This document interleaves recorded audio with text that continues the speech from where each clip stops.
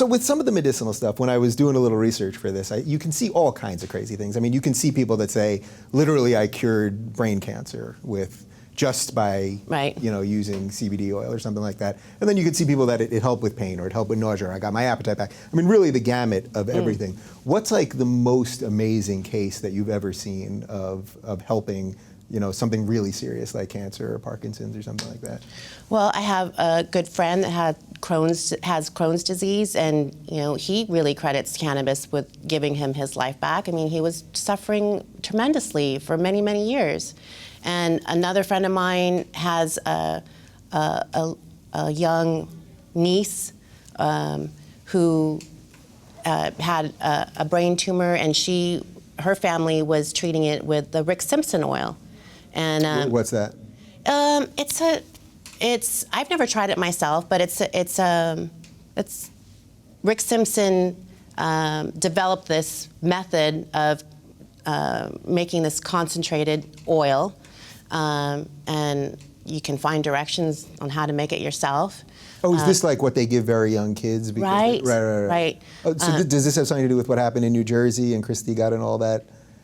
Because I think he didn't want to pass it, but then got sort of guilted into it, which made no sense anyway. I think, wasn't he just allowing the CBD stuff? Or what was I'm that not CBD? sure. All right, so we'll chalk that up to we're not sure. Fair enough. You don't have to know everything. Yeah, I try. But I think that,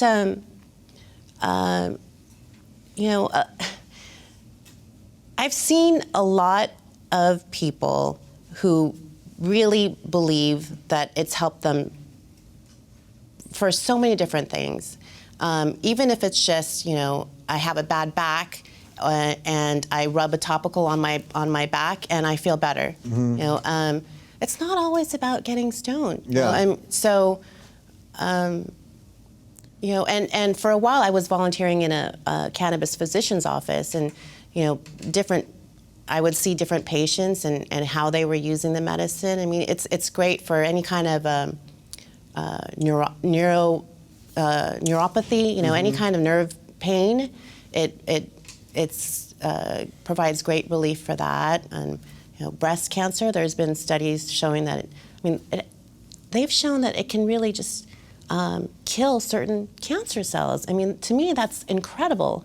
So for the people that would say they still have this stigma attached to it, I think a lot of them, they don't want people to even deal with their own pain. It's unfathomable to me that if someone across from me had cancer or had Parkinson's or had AIDS or whatever it is, what right would I have to say, well, you can't do that to yourself to alleviate your pain? Right. What do you think goes on in the mind of that person? I cannot imagine.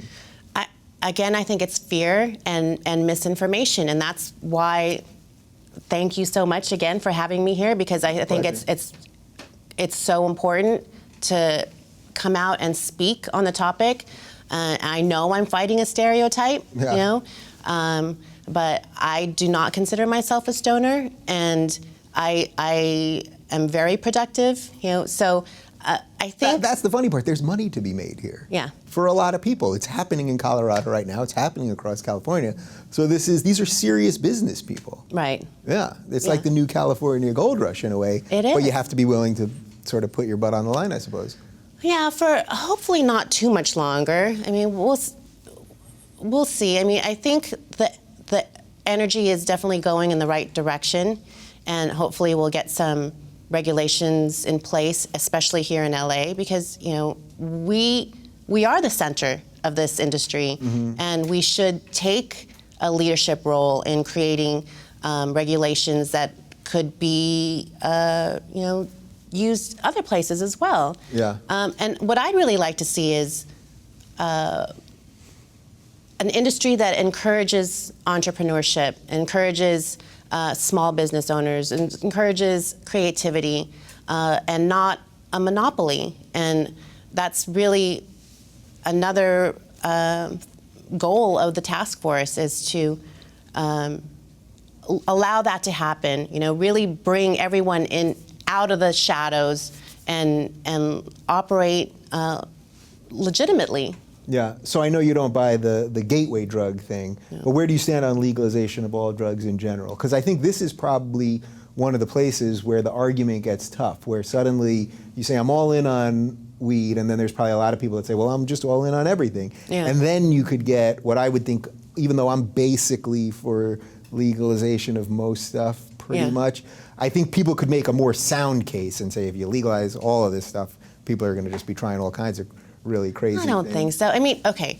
I'm still sort of vacillating where I stand. Yeah, well, okay, drugs, there are many drugs that aren't legal now that people try. And it doesn't limit people's ability to access it. Right, they can get them. Right.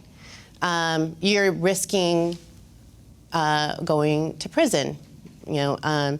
So, I mean, legalizing all drugs, I do believe that there are drugs that don't have any real health benefit and are dangerous. But I don't think criminalizing activity that way is the right answer. You know, if you're trying to fight addiction, putting someone in prison is not going to solve that.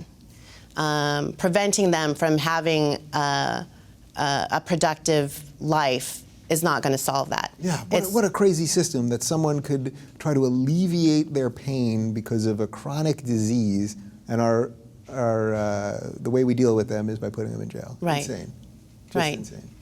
Yeah. I mean, you know, veterans right now are really fighting to get access to medical marijuana. I mean, the fact that they've had to fight to be able to treat their PTSD with cannabis is crazy. You know, I mean, I think they've earned that. yeah, I agree. Yeah. All right, well, we have to wrap up. So first off, I'm very happy about all this. Yes. This is very exciting.